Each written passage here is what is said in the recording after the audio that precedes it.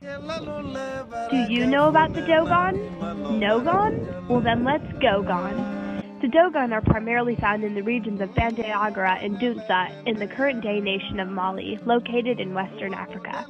Their settlements are divided into cantons, otherwise known as districts. Villages are composed of dwellings centered around one great house called Jina, owned by the head of the village.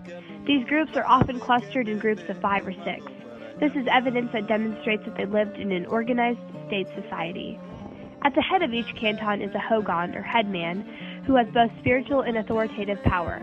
This is unique to the Dogon because while most ethnic groups divided the power between a spiritual leader and a political ruler, the Dogon have consolidated the two positions. The religious leaders often performed spiritual ceremonies that involved offerings, mock battles, and carved masks. The biggest ceremonies are focused on agriculture and death. Because of the strong emphasis on death, funeral ceremonies are very important to the Dogon.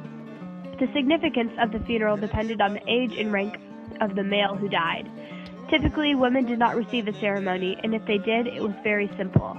This is unique to the Dogon because they express their art in their ceremonies, such as the carved masks and the mock battles, that not a lot of other groups do. The Dogon believe in a supreme creator god named Amma who sees and prevails over all.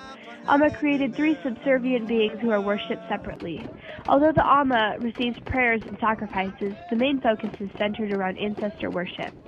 They believe that once an individual dies, the souls of the just people go to Amma and reach paradise, also known as RDN, where they live in a way similar to their previous life on Earth.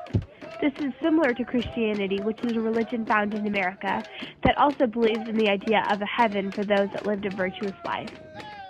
The Dogon are primarily a subsistence farming people. They grow a wide variety of crops, from millet and rice to things like papayas and watermelon, and everything in between. The Dogon also cultivate some useful trees such as palm date trees. In addition to this, they also gather various roots, nuts, and berries. The Dogon hold markets roughly once a week in a communal space between fellow Dogon villages and neighboring tribes. Here they trade their agricultural spoils. But unlike their neighbors, the Dogon do not raise animals for economic reasons. They see animals as more of a status symbol than a commodity, which is unique in this part of Africa. From these things, we can see that the Dogon are clearly lovers of the land. They invest much more heavily in agriculture and are stationary, a lifestyle unfit for the lovers of animals. In addition, their attitudes towards animals and independence from them are very unlike a lover of an animal's approach to them. Now that you have learned a little bit more about the Dogon, it is time for me to go-gon. Hope you enjoyed the sho-gon.